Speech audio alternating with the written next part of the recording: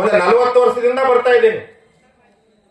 ಬಹುಶಃ ಹಳೆ ಬಿಜಾಪುರ ಜಿಲ್ಲೆ ಒಳಗೆ ಶ್ರೀಮಂತ ಗ್ರಾಮ ಯಾವ್ದಾದ್ರಿ ಅಂದ್ರೆ ಬೆನಕಟ್ಟಿ ಅಂತಕ್ಕಂಥದ್ದು ಬಹಳ ಪ್ರಸಿದ್ಧವಾಗಿರ್ತಕ್ಕಂಥ ಊರಿದು. ನಾನು ಕೇಳೋದಿಷ್ಟೇ, ಸಮೀಪದಲ್ಲೇ ಬಾಗಲಕೋಟೆ ಐತಿ, ಸಮೀಪದಲ್ಲೇ ಆಲಮಟ್ಟಿ ಡ್ಯಾಮ್ ಐತಿ. ಇಲ್ಲಿ ಆಲಮಟ್ಟಿಯಲ್ಲಿ ಇದ್ರಾಗ ಎಷ್ಟು ಬಾರ್ಗಳು ಡಾಬಾಗಳು ಅದಾವು. ನಾ ಕೇಳ್ತೀನಿ, ಇಷ್ಟು 7 ದಿನ ಖರ್ಚು ಮಾಡಿ ಇಷ್ಟೆಲ್ಲ ಮಾಡೋಕ್ಕಿಂತ ರಂಗಪ್ಪೇಲರ್ ಹೋಗಿ ಬಾರಿಗೆ ಡಾಬಾಕ್ ಹೋಗಿ ಸರಿ ಕುಡಿದು ಆರಾಮ್ ಇರ್ಬೋದಿತ್ತಲ್ಲ, ಇದ್ಯಾಕೆ ಕೆಲಸ ಮಾಡುವಂತ ಬುದ್ಧಿ ಬರ್ತ ಅವನಿಗೆ. ವಿವೇಕಾನಂದರು ಹೇಳ್ತಾರ, ಯಾರು ಯಾವಾಗಲೂ ಏನನ್ನು ನೆನೆಯುವರೋ ಅವರು ಅದನ್ನೇ ಹೊಂದುತ್ತಾರೆ. ಒಂದು ಮಾತು ಗೊತ್ತಿರಲಿ, ರಂಗಪ್ಪನ ಹಡಿಬೇಕಾದ್ರೆ ಅವರ ತಾಯಿ ತಂದೆ ಒಳ್ಳೆ ಸದ್ವಾಸನೆಯನ್ನು ಇಟ್ಟುಕೊಂಡು ಪ್ರಪಂಚ ಮಾಡೋದ್ರ ಸಲ ಇಂಥ ಮಗ ಹುಟ್ಟ್ಯಾರಂತಕ್ಕಂಥದ್ದು ನೆನಪಿರ್ಬೇಕು. ಇಲ್ಲ ಅಂದ್ರೆ ಊರಿಗೆ ಹೋಗರಿ ಕೂಡ ಬಳಿ ಬೆಂಕಿ ಹಚ್ಚಿ ಹುಟ್ಟತಾವ್ರಿ. ನೋಡಿರ್ಬೇಕಾದ್ರೆ ಊರಾಗ ನೀವು ನೋಡಿದ್ರಂದ್ರ ಗೊತ್ತಿರಲಿ ನಿಮಗ, ನಾಳೆ ಹರ್ಯಾಗ ಸಾಯ್ತಾನಪ್ಪ ಊರಿಗೆ ಬೆಂಕಿ ಹತ್ತಾವ ದುಷ್ಟ ಅಂತಂದ್ರ ಮರುದಿನ ಮುಂಜಾನೆ ಎದ್ದು ಅಡ್ಡಾಡ್ತಿರ್ತಾನವ. ಯಾಕಂತ ಕೇಳಿದ್ರ ಅವನು ಅಂತಾನತ್ತ, ಇದು ದೌಡ ಅಲ್ಲಿ ಬರ್ತಂದ್ರೆ ಅಲ್ಲಿ ಇದ ಕೆಲಸ ಮಾಡ್ತತಿ, ಇಲ್ಲೇ ಇರ್ಲತ್ತನತ್ತ ಅವ. ನೋಡ್ಬೇಕಾದ್ರೆ ಒಳ್ಳೆಯವರಿಗೆ ಆಯುಷ್ಯ ಬಹಳ ಕಡಿಮೆ ಇರ್ತೈತಿ. ವಿವೇಕಾನಂದರು ಬದುಕಿದ್ದ 39 ವರ್ಷ, ಆದ್ರೆ ವಿಶ್ವ ದಾಖಲೆ ಮಾಡಿದ್ರು. ವಿವೇಕಾನಂದರು ಬದುಕಿದ್ದ 39 ವರ್ಷ. ನಿಮ್ಗೊಂದು ಮಾತು ಹೇಳಿ ಏನ್ ಬೇಕಾರ, ನಮ್ ಗುರುಗಳು ಬಹಳ ಸುಂದರವಾದ ಮಾತು ಹೇಳ್ತಿದ್ರು. ಇಂಥ ಬೆನಕಟ್ಟಿ ಅಂತ ಗ್ರಾಮಕ್ಕೆ ಬಂದ್ರಂತ ಗುರುಗಳ ಜೊತೆಗೆ ಅವಾಗ 100 ಜನ ಶಿಷ್ಯರು ಇರ್ತಿದ್ರು. ನಡ್ಕೋತ ಹೋಗ್ಬೇಕು, ಅವಾಗ ಎತ್ತಿನ ಗಾಡಿಯಾಗ ಹೋಗ್ಬೇಕು, ಸೈಕಲ್ ಮ್ಯಾಗ ಹೋಗ್ಬೇಕು. ಈ ಗ್ರಾಮಕ್ಕೆ ನಮ್ ಗುರುಗಳು ಹಂಗ ಬಂದಾರ, ನಡ್ಕೋತ ಬಂದದ್ ನನಗೆ ಗೊತ್ತದ. ಹಸಿರೂರಿಂದ ನಡ್ಕೋತ ಬಂದಾರ ಈ ಊರಿಗೆ ಎಷ್ಟೋ ಸಲ. ಅಲ್ಲಿ ಕೆಂಚಪ್ಪತ್ತ ಒಬ್ಬ ಶಿಷ್ಯ ಇದ್ದ, ಇಲ್ಲ ಪೇಟೆದ ಮಾಸ್ತರ್ ಕರೆಕ್ಟಪ್ಪಿ ಅಜ್ಜ ಇದ್ದ, ಮಲ್ಗಣ ಬಿಂಸಿ ಮಾಸ್ತರ್ ಅಂತ ಹೇಳಿ ಅವ್ರ ಮನೆಗೆ ಬಂದಿದ್ದೆ ನಾವು. ನಾನು ಬಂದಿದ್ದು ಬಹಳ ಚಿಕ್ಕವನಿದ್ದೆ, ನನಗೆ ಬಸ್ಸಲ್ಲಿ ಯಾರು ಗುರ್ತಾ ಹಿಡಿಯಂಗಿಲ್ಲ. ಅವಾಗ ಹೆಂಗಿದ್ದೆ ಉದ್ಕಟ್ಟೆ ಹೆಂಗಿದ್ದೆ, ಊದ್ರೆ ಹಾರಿ ಹೋಗ್ಬೇಕು ಹಂಗಿದ್ದೆ. ಅವಾಗ ಬಹಳ ಆದ್ರೆ ನನಗೆ ಒಂದು 10-16 ವರ್ಷ ವಯಸ್ಸು ಹೇಳ್ತಿಲ್ರಿ. ಬಂದ ಕೂಡಲೇ ಏನಾಯ್ತು, ಮಹಾತ್ಮರು ಬಂದಾರ ತಿಳ್ಕೊಂಡು ಪಾದಕ್ಕೆ ನೀರು ಹಾಕಿ ಹೂವಿನ ಮಾಲೆ ಗುರುಗಳಿಗೆ ಹಾಕಿ ಪಾದ ಪೂಜಾ ಮಾಡಿ ಊರಾಗ ಒಳಗೆ ಕರ್ಕೊಂಡು ಬಂದ್ರು ಭಕ್ತಿಯಿಂದ. ಊರಾಗ ಬಂದ ಮೇಲೆ ಗುರುಗಳಿಗೆ ಸತ್ಕಾರ ಮಾಡಿದ್ರು, ಪ್ರವಚನ ಆಯ್ತು, ಪ್ರಸಾದ ಆಯ್ತು. ಗುರುಗಳಿಗೆ ಕಾಣಿಕೆ ಕೊಟ್ಟು ಗುರುಗಳನ್ನ ಕಳಿಸ್ಕೊಟ್ರು. ಗುರುಗಳು ಊರು ದಾಟಿ ಮುಂದೆ ಕ್ರಾಸಿಗೆ ಹೋಗಿ ನಿಂತ ಅಂದ್ರತ್ತ ಎಲ್ಲಾ ಶಿಷ್ಯರು ಪೂರ್ವಕ್ ಮುಖ ಮಾಡಿ ನಿಂದ್ರಿಪ್ಪ, ಕೈ ಮುಗಿರಿ ಅಂದ್ರತ್ತ ಎಲ್ಲಾ ಶಿಷ್ಯರಿಗೆ. ಹೂನ್ರಿಪ್ಪ ಅಂದ್ರತ್ತ. ಗುರುಗಳು ಹೇಳಿದ ಕೇಳ್ಬೇಕಲ್ಲ. ಮತ್ತ ಈ ಗ್ರಾಮದೊಳಗೆ ಇಂಥ ಸದ್ಭಕ್ತರದಾರ, ಪುಣ್ಯವಂತರದಾರತ್ತಂದ್ರ ಈ ಗ್ರಾಮಕ್ಕೊಂದ್ ಏನಾದ್ರೂ ಒಳ್ಳೆ ಹರಕೆ ಕೊಡ್ಬೇಕಲ್ಲ, ನಾವು ಒಳ್ಳೆದಾರ ಬಯಸ್ಬೇಕಲ್ಲ. 7 ದಿನ ನೀವು ಇಷ್ಟೆಲ್ಲ ಅವ್ರು ಮಾಡಿದ್ರನು, ರಂಗಪ್ಪಣ್ಣ ಇಷ್ಟೆಲ್ಲ ಖರ್ಚು ಮಾಡಿ ಇಷ್ಟೆಲ್ಲ ಮಾಡಿದ್ರು, 3 ಜನ ನೀವೆಲ್ಲ ಬಂದಿರಲಿಲ್ಲ ಅಂದ್ರೆ ನಾವು ಪ್ರಶಾಂತ್ ಮಾಡಿದ್ರೆ ಯಾರ ಮುಂದೆ ಪ್ರವಚನ ಹೇಳ್ಬೇಕಿತ್ತು? ನಿಮಗೂ ಮೊದಲು ಅಭಿನಂದನೆ ಹೇಳ್ಬೇಕು ನಾವು ಈ ಸಂದರ್ಭದಲ್ಲಿ. ಇವತ್ತು ಕೊನೆ ದಿನ ಇರೋದ್ರಿಂದ ಪ್ರವಚನ ಇರಂಗಿಲ್ಲ, ಬರೀ ಅಭಿನಂದನೆ ಹೇಳೋದು ಇರ್ತೈತಿ ಇವತ್ತ. ಯಾಕಂದ್ರ ದುಡ್ದವ್ರು ಅವರು, ಕೂತ್ ಕೇಳಿದವ್ರು ನೀವು, ಶ್ರಮ ಪಟ್ಟವ ಅವ. ನಂದೇನ್ ಕೆಲಸ ಐತ್ರಿ? ನಂದೇನಿಲ್ಲ, ದುರ್ಮೂರು ನಾಡ್ಸಾರ ಇದ್ದಂಗ ಮೇಲ್ಗಡೆ ಓಣ್ಯಾಗ ಸೀರೆ ಕೊಟ್ಟಾರು, ಇವ್ರು ತಗಡೆ ಓಣ್ಯಾರ ಒಂದು ಕೂಡ್ಲೆ ತನವ. ಆದ್ರೆ ಹೇಳ್ತಿ ಮಾತ್ರ ತಾನ ತಂದಾನ ಡರಕ್ಕತ್ತ. ನೋಡ್ರಿಲ್ರಿ, ನಮಗ್ ನಾಚಿಕೆ ಬರ್ಬೇಕು, ಗೊತ್ತಿರ್ಲಿ. ದುರ್ಗ ಮುರ್ಗವ್ರು ಆಡ್ಸಾರು ಗಂಡ ಸುಳ್ಳು ಹೇಳ್ತಾರ, ತಗಡೆ ಓಣ್ಯಾರ ಒಂದು ಸೀರೆ ಕೂಡ್ಲೆತ್ತ. ಆದ್ರೆ ಹೇಳ್ತಿ ಮಾತ್ರ ಕರೆ ಹೇಳ್ತಾಳ. ಅದ್ರ ಬಂದಿ ಕೇಳಿಸ್ ಮೊದಲ ಅವಾಜ್ ಮಾಡಿ ಡರಕ್ ತಾನ ತಂದಾನ ಡರಕ್ ಮಾಡ್ಬಿಡ್ತಾಳ ಆಕಿ. ನನ್ನ ಗಂಡ ಸುಳ್ಳು ಹೇಳ್ಯಾನ, ನಾ ಕರೆ ಹೇಳ್ತೀನಿ, ದೇವ್ರು ನಮಗ್ ಕ್ಷಮಾ ಮಾಡ್ತಾರಂತ ಭಿಕ್ಷುಕರಿಗೆ ಅದ್ರ ಪ್ರಜ್ಞೆ ಐತಿ. ಆದ್ರೆ ಇವತ್ತು 8 ಮಂದಿ ನಾವು ಮಠದ ಹೆಸರು ಮ್ಯಾಲ, ದೇವಸ್ಥಾನದ ಹೆಸರು ಮ್ಯಾಲ ಎಷ್ಟು ಲೂಟಿ ಮಾಡ್ತೀವಿ. ದಿಂಗಾಲೇಶ್ವರ ಸ್ವಾಮಿಗಳು ಹುಬ್ಬಳ್ಳಿ ಒಳಗ ನೆಹರು ಮೈದಾನದೊಳಗೆ ಪ್ರವಚನ ಹೇಳುವಂತ ಸಂದರ್ಭದಲ್ಲಿ ಯೂಟ್ಯೂಬ್ನಾಗ ಹೊಡಿರ್ಬೇಕಾದ್ರ 25ನೇ ತಾರೀಕೇನು ಐತಿ, ಆ ಪ್ರವಚನದೊಳಗೆ ಹೊಡ್ರಿ. ಒಂದು ಮಾತು ಹೇಳ್ಯಾರ, ಬಹುಶಃ ಯಾರು ತಪ್ಪು ತಿಳ್ಕೊಬೇಡ್ರಿ.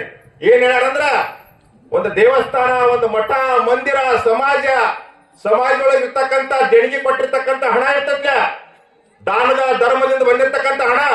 ಆ ಹಣ ತಿನ್ನೋದು ಹೆಂಗಪ್ಪ ಅಂದ್ರ, ಮುಂಜಾನೆ ಸಂಡಾಸ್ ಹೋದಾಗ ನಂದ ಐತೆ ಒಂದ್ ಇಟ್ಟ ಕಿಶಾಗಿ ಇಟ್ಕೊಂಡು ಬಂದಂಗಂತ ಅವ್ರು ಹೇಳ್ಯಾರ. ಯೂಟ್ಯೂಬ್ನಾಗ ಮೊಬೈಲ್ ಹೊಡೆದ್ ನೋಡಿರ್ಬೇಕಾದ್ರ. ಯಾರು ಮಠ ಮಂದಿರದ ಹೆಸರು ಮ್ಯಾಲ ಹಣ ತಿನ್ನುವಂತ ಅವ್ರು ಕೆಲಸ ಮಾಡ್ತಾರ, ಅವ್ರು ತಮ್ಮ ಸಂಡಾಸ್ ತಾವೇ ತಿಂದಾಗಂತ ಮಹಾತ್ಮರ ಗೊತ್ತಿರಿ. ಎಷ್ಟರಪ್ಪ ಬಲು ಎಷ್ಟರಪ್ಪ, ಎಷ್ಟರ ತಪ್ಪಿ ಹುಚ್ಚನಾಗಿ ತಿರುಗಬೇಡಪ್ಪ. ಶ್ರೇಷ್ಠವಾದ ಮನುಷ್ಯ ಜನ್ಮ ದುರ್ಲಭ ಶರೀರ ದುರ್ಲಭ ಆವಿಷ್ಯ ಯಾಚ ಕರುಣೆ ನಾಶ ದಾಸಮಣೆ ಸಾವಕಾಶ ವಿವೇಕೆ ಪಹವ ಅನಿತ್ಯಾಣಿ ಶರೀರಾಣಿ ವಿಭೋನೈವ ಶಾಶ್ವತಃ ನಿತ್ಯ ಸನ್ನಿಹಿತೋ ಮೃತ್ಯು ಕರ್ತವ್ಯೋ ಧರ್ಮ ಸಂಗ್ರಹ. ಏನ್ ಹೇಳಿದ ಕೃಷ್ಣ? ಶರೀರ ಅನಿತ್ಯದ ಕಾರ ಮಿಂಚಿನ ತೆರೆದಿ ತೋಡಿ ನಿಮಿಷದಿ ತನವು ನೀರೇ ಗುರುಳೆಯ ಪರಿ ಮಾಯವಾಗುವುದು. ಪಾರಮಾರ್ಥಕ್ಕೆ ಮರೆತು ಶರೀರ ಸುಖ ಕೆಲಿಸುವುದು ನೀರಿನೊಳು ಕೈ ಇಕ್ಕಿ ನೆಕ್ಕಿದಂತಹುದು. ತಮ್ಮ ಪ್ರಪಂಚ ಸುಖ ಎಷ್ಟೈತಂದ್ರ ನೀರ್ನ್ಯಾಗ ಕೈ ಇಟ್ಟು ನೆಕ್ಕಿರ ಎಷ್ಟು ಆನಂದಕತಿ ಸಮಾಧಾನ ಆಕೈತಾರ. ಅಷ್ಟ ಕ್ಷಣಿಕೈತಿ. ಕ್ಷಣ ಬಂಗುರವು ಎನಿಸಿದೆ ನಿನ್ನೆಯ ಈ ತನು ಅಚಂದ್ರಾರ್ಕವಾಗಿ ನಿಲ್ಲುವುದೇ. ನೀರಿನ ಮೇಲೆ ಗುರುಳಿಯಂಗ ಯಾವಾಗ ಹೋಗ್ತಿ ಗೊತ್ತಿಲ್ಲ, ನಿನ್ನ ಶರೀರ ಯಾವಾಗ ಹೋಗ್ತಿ ಪರಿಕಲ್ಪನೆ ಇಲ್ಲ. ಆದ್ರೂ ಧರ್ಮದ ಹೆಸರ ಮೇಲೆ ಅಧರ್ಮದ ಕೆಲಸ ಮಾಡ್ತಿ. ಎಚ್ಚರಂದರ ಅವರು ಯಾರು ಮಾಡ್ತಾರ? ನಾನು ಹಿಡ್ಕೊಂಡು ನಿಮ್ತಾರ ಎಲ್ಲಾರಿಗೆ ಮತ್ತ ಹೌದಿಲ್ಲ. ಧರ್ಮದ ಹೆಸರ ಮೇಲೆ ಅಧರ್ಮದ ಕೆಲಸ ಮಾಡೋದಂದ್ರ ಗೊತ್ತಿರ್ಲಿ. ಅರಿಯದಲ್ಲೇ ಮಾಡಿದ ಪಾಪ ಅರಿತಲ್ಲೇ ತೊಲಗುವುದು, ಅರಿತು ಮಾಡಿದ ಪಾಪ ವಜ್ರದ ಎರಗು ಹೊಯ್ದಂತೆ ಸರ್ವಜ್ಞ. ಪ್ರಪಂಚದೊಳಗ ಕೋಟಿ ಗೋ ಹತ್ಯ, ಕೋಟಿ ಶಿಶು ಹತ್ಯ, ಕೋಟಿ ಸ್ತ್ರೀ ಹತ್ಯ, ಕೋಟಿ ಬ್ರಹ್ಮ ಹತ್ಯ ಮಹಾಪಾಪ ಶಿವಶರಣರ ನೋಟ ಮಾತ್ರ ನಿಷ್ಕರಣೆ. ಕೋಟಿ ಕೋಟಿ ಆಕಳ, ಕೋಟಿ ಕೂಸ, ಕೋಟಿ ಹೆಣ್ಮಕ್ಳನ್ನ, ಕೋಟಿ ಬ್ರಹ್ಮನ ಕೊಂದಂತ ಪಾಪಿ ಇದ್ರು ಜ್ಞಾನಿಗಳ ದೃಷ್ಟಿ ಒಳಗೆ ಕಣ್ಣು ಮುಂದೆ ಬಿದ್ದವ್ರಿಗೆ ಸಂತೋಷಗೊಳಿಸಿರ ಅವ ಕ್ಷಮ ಐತಿ. ಆದ್ರೆ ಯಾರ ತಿಳಿದ ಮಠ ಮಂದಿರ ದೇವಸ್ಥಾನದ ಹೆಸರ ಮೇಲೆ ಅನ್ಯಾಯ ಅತ್ಯಾಚಾರಗಳನ್ನು ಮಾಡ್ತಾರ ಇವ್ರಿಗೆ ಎಂದೂ ಕ್ಷಮ ಇಲ್ಲ ಅಂತ ಮಹಾತ್ಮರು ಸ್ಪಷ್ಟವಾಗಿ ಬರೋದ್ರ ಗೊತ್ತಿಲ್ಲ. ಪರಿಕಲ್ಪನೆ ಇರ್ಬೇಕು ನಮಗ. ಜೀವನದೊಳಗೆ ನಾವು ಎಷ್ಟು ದಿನ ಇದ್ದೀವಿ, ಏನನ್ನು ಸಾಧಿಸಬೇಕಾಗಿದೆ, ಏನು ಸಾಧಿಸಲಿಕ್ಕೆ ಹೊರಟಿದ್ದೀವಿ, ನಾ ಯಾರು, ನಾ ಎಲ್ಲಿಂದ ಬಂದೆ, ಇಲ್ಲಿ ನನ್ನ ಕರ್ತವ್ಯ ಏನು, ನಾ ಯಾರು ಹೇಳಿದ್ರು ಇಲ್ಲಿವರೆಗೆ. ಶರೀರ ನಂದ, ಶರೀರ ನೀ ಅಲ್ಲ, ಶರೀರ ನಿಂದಲ್ಲ, ದೇಹ ಬುದ್ಧಿತ್ತ ನಿಶ್ಚಯ ಜಾಡಳೇನ ದಯಾ ಜ್ಞಾನ ಕಲ್ಪಾಂತ ಕಾಳಿ ಕಳೇನ. ಯಾವನಿಗೆ ದೇಹ ನಾ ಅನ್ನುವಂತ ಅಭಿಮಾನತೆ ಸಮರ್ಥ ರಾಮದಾಸರು ಬರೀತಾರ, ತಿಳಿತಿಲೋ? ಅವ್ರೆಂಥ ಜ್ಞಾನಿಗಳನ್ನು ಗೊತ್ತಿರ್ಲಿ. ಪ್ರಶಾಂತ್ ಮಹಾರಾಜ್ ಹೇಳಿದ್ರಲ್ಲ, ಗೊತ್ತಿರ್ಲಿ. ಬ್ರಾಹ್ಮಣರ ಈ ಜನಿವಾರದ ಕುಲದೊಳಗೆ ಏನ್ ಮಾಡ್ತಾರ, ಮದುವೆ ಮಾಡಾಗ ಏನ್ ಮಾಡ್ತಾರೆ ರಾಯರ ಮುಂದೆ ಪಡೆದ ಹಿಡಿದಿರ್ತಾರ. ಹೌದಿಲ್ಲ? ಮತ್ತ ಶುಭ ಮುಹೂರ್ತೆ ಅಂದಾಗ ಶುಭ ಮುಹೂರ್ತೆ ಅಂದಾಗ ಬಹಳ ಖುಷಿ ಆದ್ರು, ಬಹಳ ತಿಳುವಳಿಕಿತ್ತ ಅವ್ರಿಗೆ, ಬಹಳ ಪ್ರಜ್ಞಾವಂತರಿದ್ರು. ಅವ್ರ ಮೂಲ ಹೆಸರು ನಾರಾಯಣಪ್ಪ. ಶುಭ ಮುಹೂರ್ತಿ ಅಂದಾಗ ಬಹಳ ಖುಷಿ ಪಟ್ರ ಅವರು. ಮುಹೂರ್ತ ಶುಭ ಅದ, ನನಗೆ ಚಲೋ ಶುಭ ಆಗ್ತದ ಅಂತ. ಆದ್ರೆ ಶುಭ ಮುಹೂರ್ತೆ ಸಾವಧಾನ. ಮುಹೂರ್ತ ಚಲೋ ಇಟ್ಕರೆ ಹುಷಾರ ಅಂದ್ರೆ ಅವರು ಅವಾಗ ಪಡೆದ ಕಿತ್ತು ಓಡಿ ಹೋಗ್ಬಿಟ್ರು. 40 ವರ್ಷ ನಿರ್ಜನವಾದ ಪ್ರದೇಶದಲ್ಲಿ ಕೂತ ಅಭ್ಯಾಸ ಮಾಡಿ ಸಮರ್ಥ ರಾಮದಾಸರು ದಾಸಬೋಧ ಅಂತಕ್ಕಂಥ ಗ್ರಂಥವನ್ನು ಬರೆದ್ರು. ಅಷ್ಟೇ ಅಲ್ಲ, ಎಂಥ ಕೊಡುಗೆಯನ್ನು ನಾಡಿಗೆ ಕೊಟ್ಟರು ಅಂದ್ರ ಈ ದೇಶದಲ್ಲಿ ಹಿಂದೂ ಸನಾತನ ಧರ್ಮವನ್ನು ಪುನರ್ ನಿರ್ಮಾಣ ಮಾಡಲಿಕ್ಕೆ ಶಿವಾಜಿ ಮಹಾರಾಜನಂತ ಶಿಷ್ಯನನ್ನ ಕೊಡುಗೆಯಾಗಿ ಕೊಟ್ಟು ಸಮರ್ಥ ರಾಮದಾಸರು ಗೊತ್ತಿದೆ. ಸಮರ್ಥ ರಾಮದಾಸರು ಎಂಥವ್ರು ಅನ್ನೋದಕ್ಕೆ ಒಂದೇ ಮಾತಲ್ಲಿ ತಿಳ್ಕೋಬೇಕು. ಶಿವಾಜಿ ಅಂತ ಶೂರಿದ್ದ ಗೊತ್ತಿರಲಿ. ಶಿವಾಜಿ ಹೆಸರು ತೆಗೆದ್ರ ವೈರಿಗಳ ಎದೆಯಲ್ಲಿ ಡವಡವ ನಡು ಹುಟ್ಟುತ್ತಿತ್ತು. ಅಂತ ಶೂರಿದ್ದ, ಅಂತ ಶೂರಿದ್ದ. ಅಷ್ಟೇ ಅಲ್ಲ, ಅವನ ಸೈನ್ಯನೂ ಶೂರಿತ್ತು.